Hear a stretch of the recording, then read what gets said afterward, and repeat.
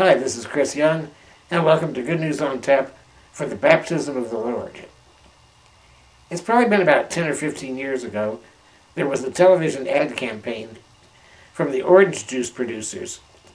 It said, "Orange juice, it's not just for breakfast anymore." They were trying to get people to give up the preconceived notion that orange juice was only a breakfast drink. Of course, they wanted you to drink it other times, so you'd buy more of their product. Well, today, the theme of today's reflection is baptism. It's not just for cleansing of sins anymore. That's the problem we always have with today's reading, where Jesus gets baptized in the Jordan River by John the Baptist. We tend to think of baptism's only purpose is to cleanse us of original sin, or if we're baptized later in life, to cleanse us of any personal sins we may have committed also. But that's only part of the story. Baptism is a sacrament of initiation. It's initiation into the church community, and is such an invitation into the ministry of the church as well. So when Jesus is requesting baptism of John, he's not doing it to cleanse himself of any sin. He's doing it to signify his entry into the community. By doing something that we humans need to do, he is showing us the full connection with the human race. He's showing us he's fully human.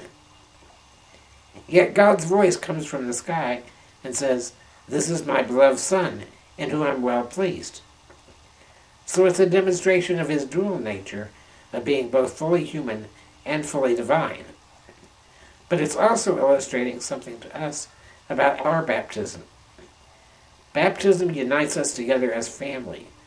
We become the adopted sons and daughters of God, and brothers and sisters to Jesus, as we enter into this community through baptism.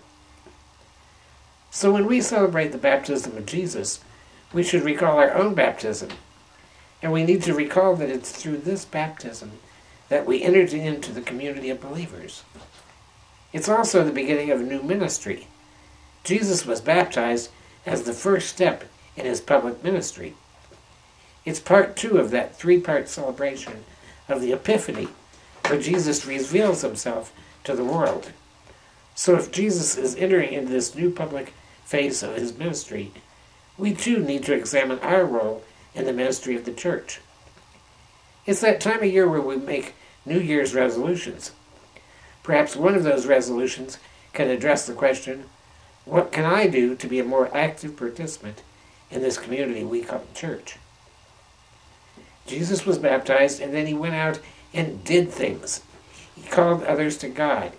He helped the sick and the poor, and anyone who needed them.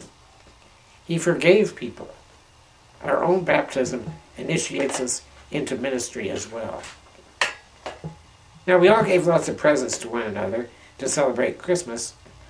What present of our own time and talent can we now give to one another in the church and other charitable activities, so we can follow the example that Jesus sets for us?